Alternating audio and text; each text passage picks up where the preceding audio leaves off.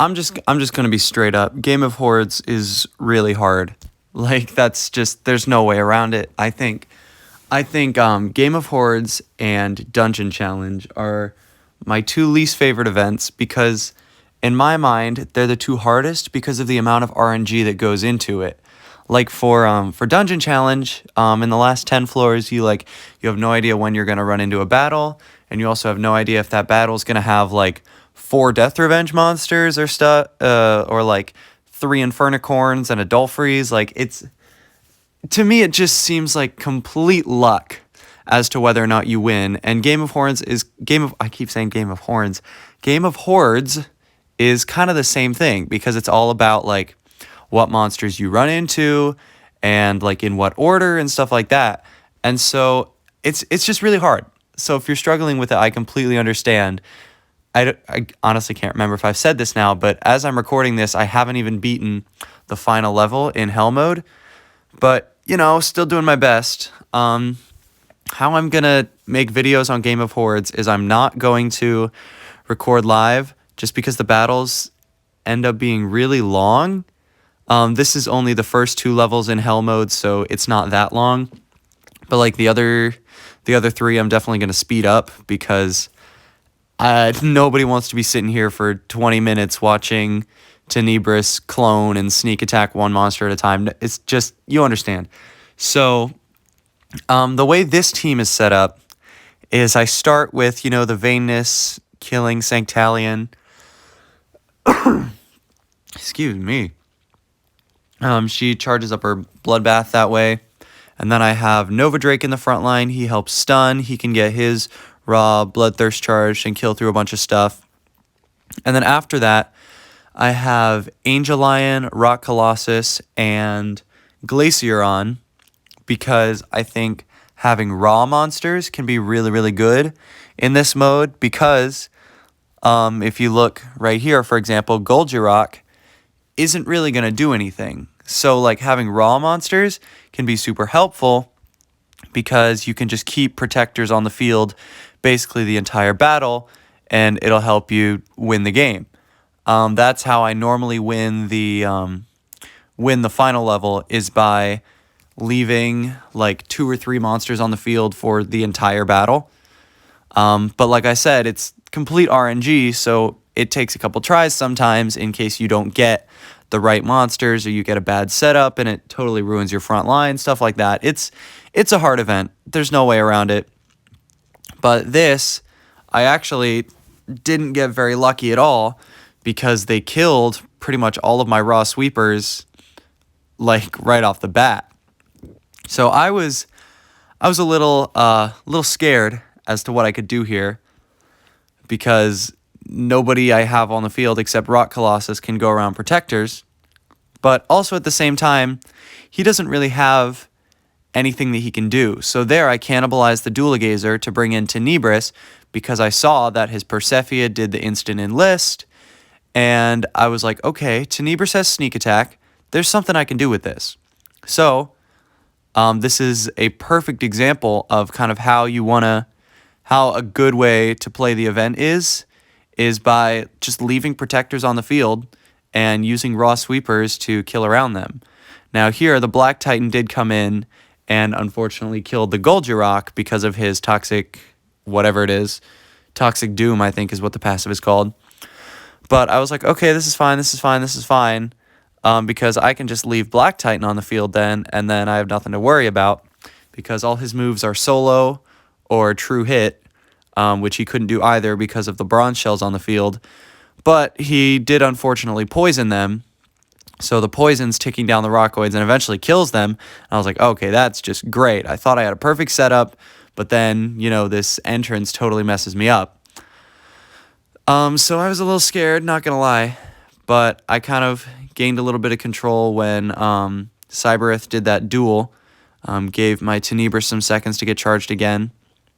And here I decided to rebirth next Tenebris, just because I thought it would be a good idea to get more of them going, just because it's always a good idea to get more of them going. The Black Titan kills Aura Dragon there, but I can just Necromancy it back. Here I'm thinking about what to do. Usually it's best to just kill the next thing that's going to get a turn, but it does take a lot of thinking to decide what's worth killing and what you can survive with if you keep it on the field. The problem with my team is there really isn't much I can do against stun. So when things like Centurion, or like I've run into a couple Haneries, or Aviesa, I forget. Yeah, Sephiroth. There she is. Literally, I was just thinking about her in a different battle, but here she comes in this one. She's really tough to deal with because she also has natural selection, which can kill all my legendaries. So yeah, there's some tough monsters to run into. Like I say, it's RNG, but that's just the nature of this event. And I mean, obviously I won this battle, but I did lose one earlier today against Sephiroth, so she's not easy. But one thing that's super helpful in this battle, obviously, is Atrahasis, because he just brings in so many new monsters to your team. And if you happen to necromancy a clone monster, like obviously necromancy with Tenebris is really, really good, because you just get like all those infinite clones. Necromancy on things like Doom Engine is good, or Torrentide. I actually have videos showing them on later Game of Hordes battles. So basically what you want to do is you just want to clone and you want to revive and you want to try to leave things on the field that aren't going to be super damaging to you. That's basically how Game of Hordes works. It's just a lot of patience, a lot of clicking skills, it's a lot of thinking, and a lot of cursing the whatever program that decides which monsters come in next when you get like a full front line of mythics. And you know, it's a lot of not nice thoughts. Like here I see that there's a Timberlord next in line and I'm like, you've got to be kidding me. But I do decide to detox strike him since I know the revenge is going to hit Poloboss and it's going to take away his poison. I decide to kill, I already forgot his name. What is it, Sanctigard? I don't know. Here I'm thinking, okay, there's some things I can do here. He's got a Canis Worm on the field. He's got a Geargant, which isn't really going to do much because as long as I don't bring in any new monsters, he's just going to Giga Blight. But I do decide to, kill the Canis Worm. Okay. I honestly don't remember what I did in this video. I'm going to be real. But I do eventually decide to kill the Geargant because he did get a death sentence on one of my guys.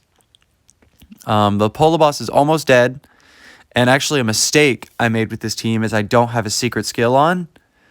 Which like here I could use it and then hit Snow Hulk or something. But I mean, it wasn't a huge deal. But it is something I should keep in mind and probably something I should have on.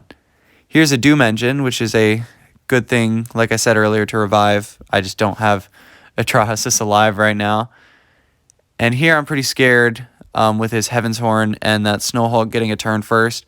I was really worried they would do like a Snowball and then a Slayer Bane or a Piercing Blow on the Poloboss. It's just a lot of fear in general in this event. But like here, as you can see, I haven't killed that Gaia Wolf for quite a long while, which tends to happen in this event with monsters with Death Revenge. I just kind of leave them because they scare me. And really every monster is precious in Game of Hordes. There I got super lucky that the Neverlonix died. But you want to get as much value out of every monster in your team as possible, because as soon as they die, they're gone. And the enemy's got, say, 50 more monsters in your team, so you can't really be risking your monsters' lives like that. I did think about actually trying Crystal Worms in Game of Hordes, but even in PvP, I've noticed that starting off by killing three of your own monsters, can be super risky, because then you're running a team of only, say, I don't know, 10 reinforcements when the opponent has 14 or 12, is the normal amount. So I didn't think Crystal Worms would be the best idea, especially considering that they don't have any way to go around protectors. Now here is the second Hell Mode battle, And I decided to bring my Death Sentence All team because I figured Mythics don't usually have a lot of protection against stun. And this front line totally proved me right. And I was super lucky that I managed to get that first bomb curse to go around the Missile Torment and hit the Haneri. But here I was a little worried that by the time I got to the Missile Torment's turn, he was just going to Desperate Chomp Chrono Titan. But luckily the bomb went off right at the last second. And now I've got all my Survivor Sweepers charged. Chrono Titan's already gotten a bunch of kills. She does knock back random my Heaven's Worm. But it's not too big of a deal. I go to take out the Harlequin, and I decide to leave Bastia on the field. He does actually get another Bastia, but it's kind of a hard decision to make, leaving Bastia or not, because, you know, obviously if you have entrances that are going to be super helpful, it's a good idea to get rid of her. Like with Tenebris, for example, that's definitely a monster you want the entrance activating with. But I did leave Bastia on the field for a little while there. Didn't do much for me, but say if there was a Haneri or a Lemon or something like that, then I wouldn't have had to worry about those entrances. But I did see that I had a Tenebris next in line, so figured it was best to take care of her, and also it was just too easy to charge up Nova Drake's Raw Bloodthirst, which, as you're going to see, is going to be very helpful in this battle, just kind of killing everyone, as Nova Drake tends to do. His Kuramasa takes out 2 of my monsters, and the Audi puts Nova Drake to 1 health. But it's no big deal. I had the From the Brink ready, and I actually got pretty lucky in this battle that I got those 2 first form mythics, because I'm not exactly sure how this battle works. I wasn't sure if it was like supposed to be all fully evolved mythics, or if, like, I don't know, there was just a higher chance of getting fully evolved mythics. I don't know. But I did get lucky that I got some of those first forms. There, I go ahead and charge up the Link Bloodthirst on Nox Dragon. I've got my Guardian Executes lined up. I've got Nova Drake charged. There really isn't anything I can do to lose except to run away. So those are the first 2 battles in Game of Hordes Hell Mode. Thank you everybody so much for watching. I hope my my banter, my chatter was enough to entertain you and give you some tips on this event. I'll have the rest of it out soon. Thank you so much for watching.